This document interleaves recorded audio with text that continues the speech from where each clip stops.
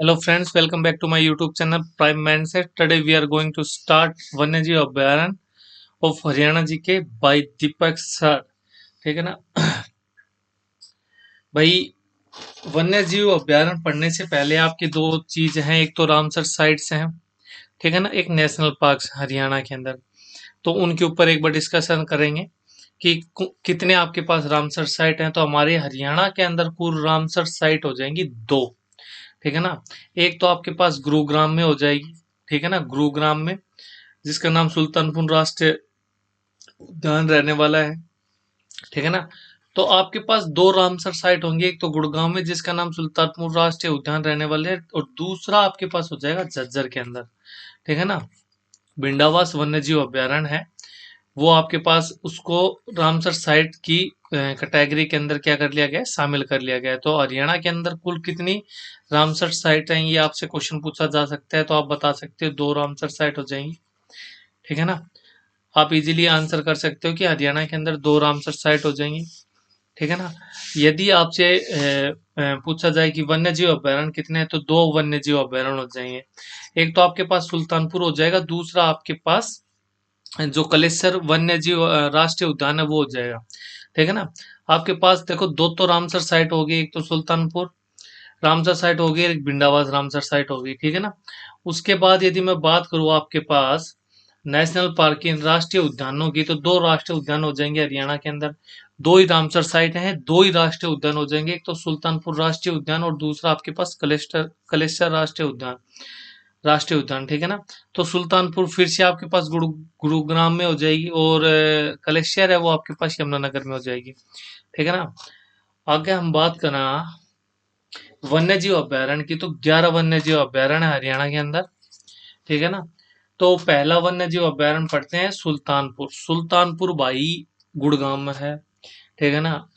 गुरुग्राम, गुड़गांव, कुछ भी बोल लो, ये आपके पास सुल्तानपुर वन्यजीव अभयारण्य कहाँ पे हो जाएगा, गुरुग्राम में हो जाएगा। दूसरा बात करें कलेश्वर वन्यजीव अभयारण्य, तो कलेश्वर वन्यजीव अभयारण्य आपके पास यमुनानगर के अगर यमुनानगर के अंदर होगा, ठीक है ना। जो बच्चा इंग्लिश या हिंदी के अंदर नोट बना रहा है उसके लिए स्पेशली लिखे गए हिंदी और इंग्लिश के अंदर। यदि नोट्स चाहिए तो संपर्क कर सकते हो। सभी के सभी सारा डाटा है, आपको एक दिन अपलोड करके दिखा दिया जाएगा कि सारा का सारा आपको पीपीटी फॉर्म के अंदर ही दिया जाएगा, ठीक है ना।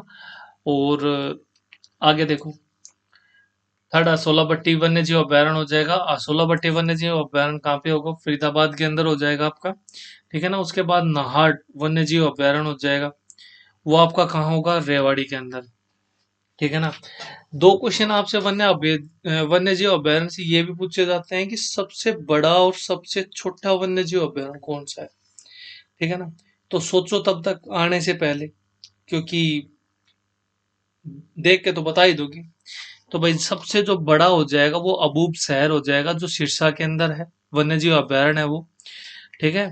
और जो सबसे छोटा हो जाएगा वो छिलछिला हो जाएगा, ठीक है ना, जो आपका कुरुक्षेत्र के अंदर रहने वाला है, ठीक है। चलो आगे देखते हैं, आ जाएंगी ये सारी चीजें तो आपकी। लेकिन बनता है ये क्वेश्चन भाई, लार्जेस्ट कौन सा है, स्मॉलेस्ट कौन सा है, ठीक है। उसके बाद देखो मिलते जुलते हैं, खप्पर वास वास, जिसके पीछे वास मिले सीधी सी बात है झज्जर में है, ठीक है ना।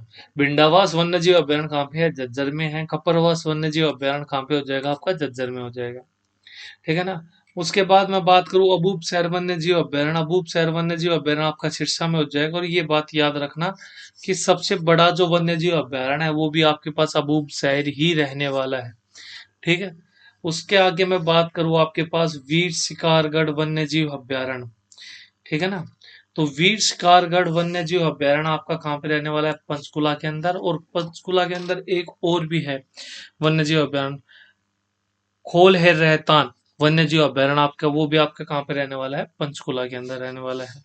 ये आपके पास आ भी गया भाई। खोल है रहतान वन्यजीव अभयारण्य आपका कहाँ पे है, पंचकुला में है। और छिलछिला वन्यजीव अभयारण्य जो कुरुक्षेत्र में रहने वाला है, वो आपका सबसे छोटा वन्यजीव अभयारण्य रहने वाला है, ठीक है ना।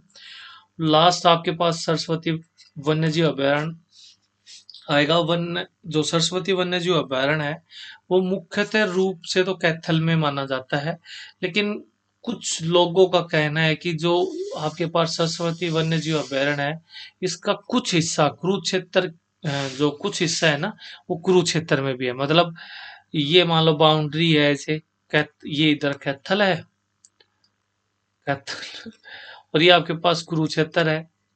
तो ऐसे बोला हुआ है कि ये ऐसे बना हुआ है, मतलब कुछ हिस्सा कुरुक्षेत्र का भी लगता है इसके अंदर, कहने का मतलब ये है। तो कभी ये जो सरस्वती वन्य जीव अभयारण्य है, इसके कैथल ऑप्शन में ना मिले तो कुरुक्षेत्र कर देना, यदि कुरुक्षेत्र ऑप्शन में नहीं है तो कैथल कर देना। अब आप क्वेश्चन करोगे सर दोनों ऑप्शन में है तो कैथल पे टिक कर देना, ठीक है ना, बात खत्म भैया। चलो आगे चलते हैं। अब कुछ इम्पोर्टेंट चीजें हैं जो आपने वन्य जीव अभयारण्य पढ़े उनसे रिलेटेड, वो मैं आपको एक बार बता देता हूँ। प्रवासी पक्षियों के लिए वन्य जीव अभयारण्य कौन सा है, कि ऐसा कौन सा वन्य जीव अभयारण्य जिसमें प्रवासी पक्षियों के लिए वो प्रसिद्ध है, तो आपके पास सुल्तानपुर वन्य जीव अभयारण्य हो जाएगा। ये आपके एचएसएससी में पूछे गए क्वेश्चन है, और एक बार नहीं, जो मतलब मोस्टली बार बार पूछे गए उन्हीं क्वेश्चंस को लेके आया हूं। मतलब दो ही क्वेश्चन है हमारे पास शायद, और दो क्वेश्चन ये इंपॉर्टेंट हैं। इंपॉर्टेंट नहीं, अति इंपॉर्टेंट, मतलब अति का मतलब अति इंपॉर्टेंट है, इसलिए आप आपके लिए लेके आए हैं। कि जो प्रवासी पक्षियों के लिए प्रसिद्ध वन्य जीव अभयारण्य हो जाएगा वो आपके पास सुल्तानपुर वन्य जीव अभयारण्य हो जाएगा, ठीक है ना।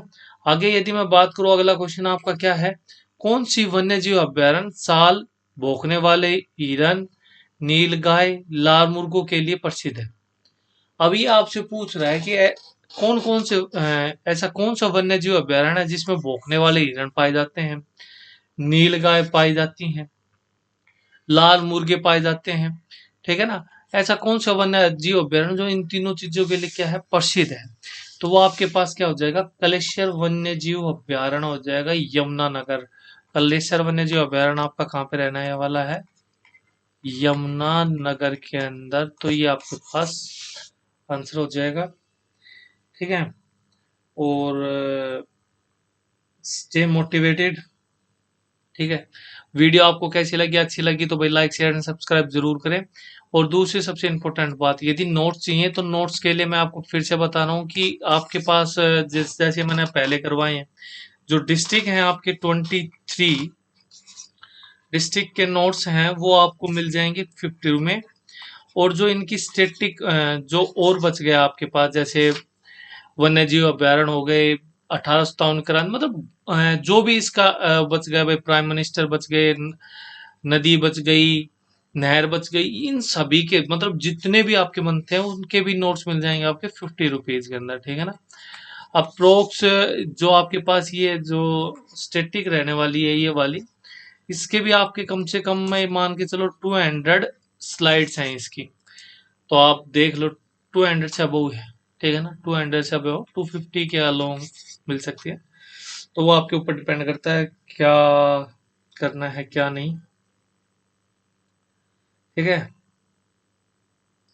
और एक शायरी आपके लिए, सर झुकाने की आदत नहीं, कि सर झुकाने की आदत नहीं, आंसू बहाने की आदत नहीं, कि सर झुकाने की आदत नहीं, आंसू बहाने की आदत नहीं, हम खो गए तो पछताओगे बहुत, कि हम खो गए तो पछताओगे बहुत, क्योंकि हमारे लौट आने की आदत नहीं। माशाल्लाह, क्या बात है, क्या बात है। तो इसी के साथ हम अपने वीडियो को समाप्त करते हैं, ठीक है। जय श्री राम, जय महाकाल दोस्तों।